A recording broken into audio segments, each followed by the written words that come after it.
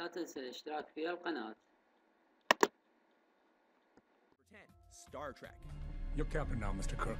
With 2009 being a year for countless anticipated box office giants, including the 6th Harry Potter and James Cameron's Avatar, there just wasn't enough hype room, despite heavy promotional efforts for relative big-screen newcomer J.J. Abrams, with the Star Trek reboot being only his second director credit. Kirk, how the hell did you get on board the Enterprise? What's more, with Star Trek's film franchise having a peculiar pattern for poor reception on its odd-numbered movies, the fact that this was number 11 in the series wasn't much of a help. Look, I don't know you. I am Spock.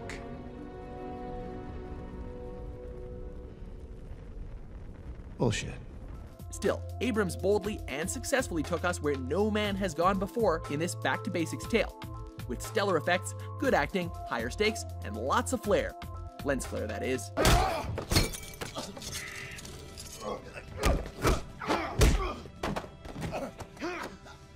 His work paid off big time.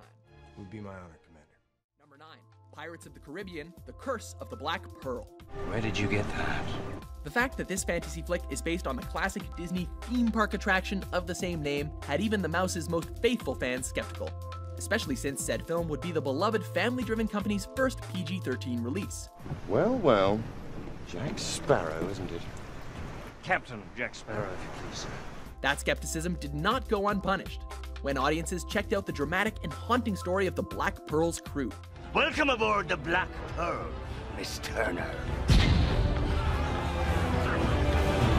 Moreover, the film gave Johnny Depp his first Oscar-nominated role as cinema's most adored and charismatic pirate, whose misadventure spawned an entire franchise in the form of multiple explosive sequels. Not sure I deserve that. But, more importantly, Hollywood's faith in what was considered a cursed genre was restored. You best start believing in ghost stories, Miss Turner. You're in one. Number 8. Rise of the Planet of the Apes. Yet another sci-fi reboot serving as a second directorial endeavor on our list. The announcement of this attempt had film buffs and pop culturalists alike thinking that Hollywood had sunk to a new low with its monkeying around.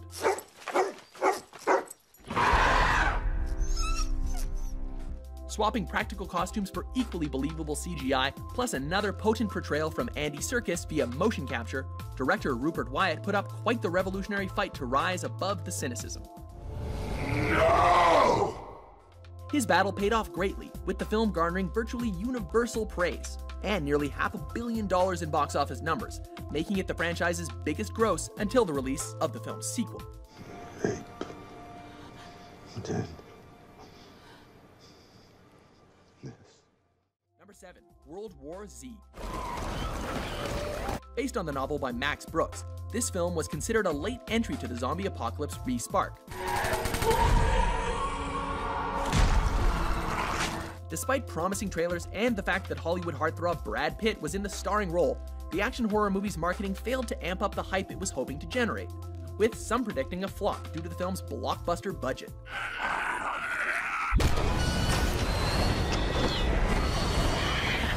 Instead, audiences were treated to a thrill ride, where a solid hero journeyed through a global pandemic setting.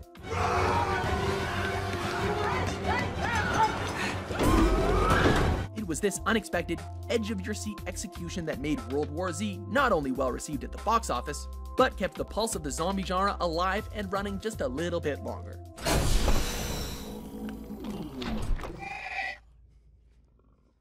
Number 6. The Hangover. You guys might not know this, but I consider myself a bit of a loner.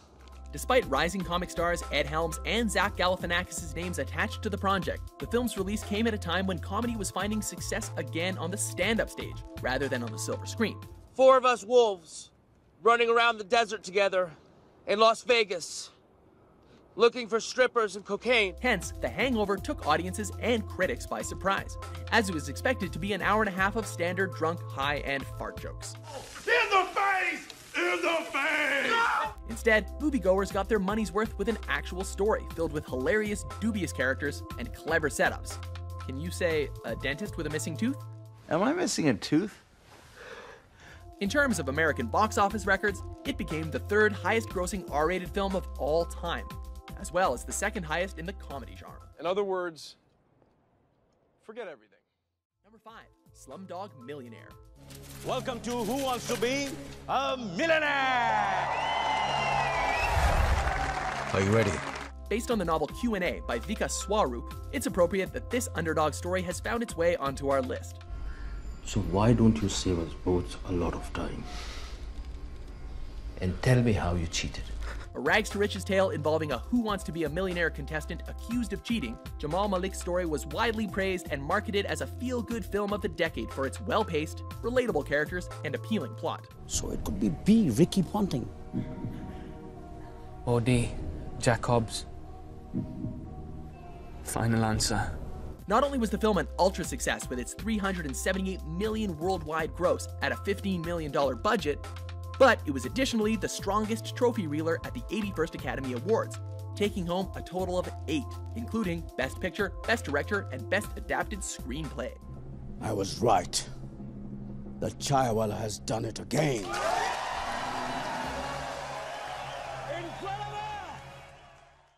4, 21 Jump Street. Down on Jump Street. 37 Jump Street. No, that doesn't sound right. Based on the 1987 television series, 21 Jump Street was that police-themed youth show that any pop culture fanatic could predict was bound for a bad Hollywood take. You will be going undercover as high school students. You are here simply because you look young. In one of its most praiseworthy adaptations, Hollywood silenced skeptics with a fun story, fun dialogue, and funnier performances in this action comedy, brought to us by the way of Phil Lord and Christopher Miller of Cloudy with a Chance of Meatballs fame, as well as charismatic stars Jonah Hill and Channing Tatum. Guys, don't make me take you to the principal's office. Grossing a little over 5 times its budget, the film was picked up not only for an equally successful sequel, but also for a potential crossover project with another one of Colombia's most famous and well-beloved government authorities known for their black suits. Is it Jump Street? Yeah. That's funny because we were actually Jump Street. What? That's yeah. crazy. Oh, yeah. A 23 Jump Street is also in the works. You two sons of bitches are going to college. Number 3, Casino Royale.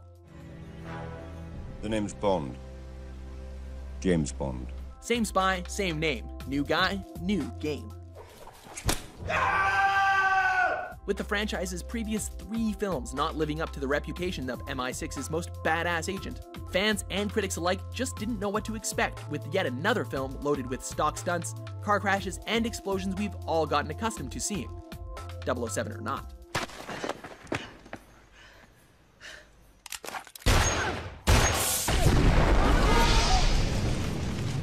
Replacing Pierce Brosnan as the world's most famous spy, newcomer Daniel Craig and veteran director of GoldenEye, Martin Campbell, unexpectedly restored Bond to the glory days of such predecessors as Sean Connery and Timothy Dalton, introducing audiences to a more contemporary and relatable timeline, as well as a newly promoted 00.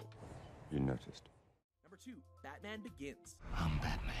With the Caped Crusader's previous film being as childish and cheesy as it was notoriously bad, DC fans and film buffs alike just weren't excited with the announcement of yet another soon-to-be horrible adaptation of one of comic book history's most beloved superheroes.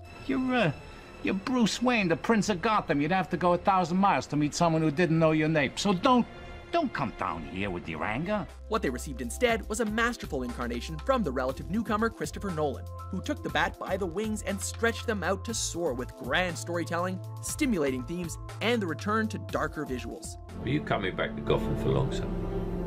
As long as it takes.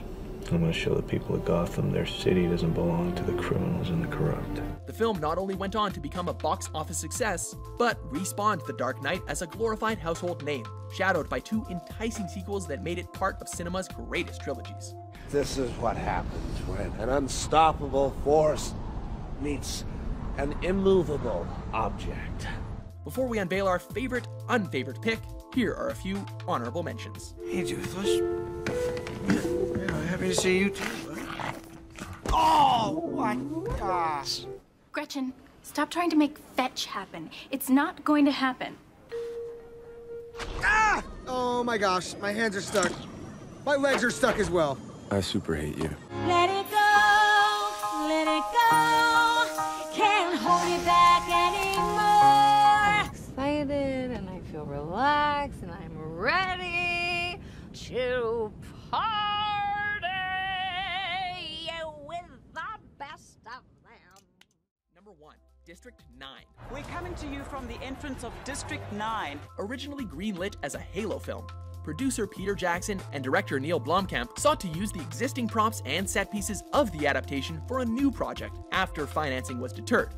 What emerged was the sci-fi sleeper hit District 9. The derogatory term prawn is used for the alien, and obviously it implies something that is a bottom feeder that scavenges the leftovers. Dependent on visual marketing as well as its stylistic humans-only ads, the film retained a minimal presence in campaigning during its pre-theatrical release time. What is happening to Mom? Just breathe deep. What is happening to Mom, Doctor? However, during its run, millions were treated to a visually alluring escape that tackled the serious earthly themes of xenophobia, social apartheid, and cultural ignorance. No. Please, you don't. I need to hide. Okay. They want to kill me. A feat which garnered it not only high box office numbers, but also 4 Oscar nominations, including Best Adapted Screenplay and Best Picture. I'm gonna get you there. I'm gonna get you, little boy. Do you agree with our list? Oh, jeez. Hey, shut my mouth. Look at unbelievable. Which film's mega success took you by surprise? We're not doing a good enough job. We can do better. We're gonna do something else. Like what? For more top 10s exceeding your expectations published every day, be sure to subscribe to WatchMojo.com. You call this a favor? Yeah, you owe